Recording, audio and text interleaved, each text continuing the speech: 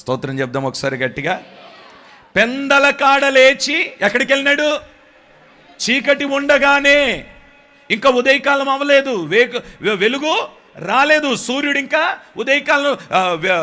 ఇంకా ఉదయించలేదు. వెంటనే బయలుదేరి అరణ్యంలోకి వెళ్తున్నాడు. సరే, ఇప్పుడు ఈ 30 దినాలు కాబట్టి మందిరానికి వచ్చినారు. మరి ఇంట్లో ఉంటే ఏంటి పరిస్థితి? ఇప్పుడు అల్వాల నుండి రావాలంటే కుదురుతుందా? కుదరదు. బిహెచ్ఎల్ నుండి రావాలంటే కుదురుతుందా? ఇప్పుడు చెప్తాను వినండి. పడక మీద పడుకుంటున్న నీవు ఉదయకాలమే లేచి పడక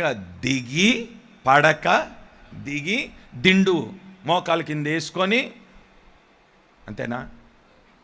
అయ్యా నవ్వుతారేంటి? మరి ఏంటి ప్రార్థన అంటే ఏంటి?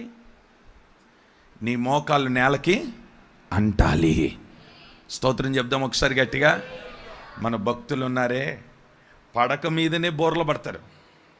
ఓకే, సరే, కింద దిగి ఏదైనా ప్రార్థన చేస్తున్నారంటే మళ్ళీ ఆ మోకాలకు మెత్త కావాలా?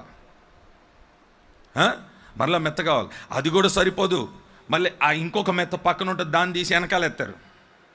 నడుముకు రెస్టు కావాలి. నేను అంటాను, ఇలా ప్రార్థన చేస్తే దేవుడు వింటాడా? నో.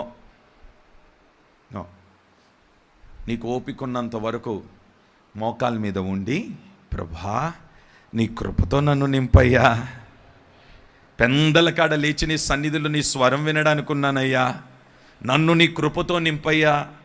ఆహా, అలా నువ్వు మోకరించి నీ ప్రయాణం ప్రారంభించి నీ దినచర్య ప్రారంభించి చూడు, నువ్వు ముట్టుకున్న ప్రతి పని కూడా విజయవంతంగా దేవుడు మార్చబోతున్నాడు. నమ్మిన వారు కుడిచే పైకైతే ఆమేన్ చెప్పండి. హల్లెలూయా. ఇంకొంచెం గట్టిగా చెప్దామా?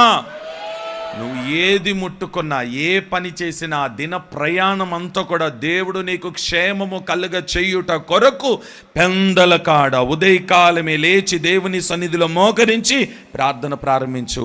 నిశ్చయముగా దేవుడు నీకు జవాబునిచ్చునుగాక. రెండవది,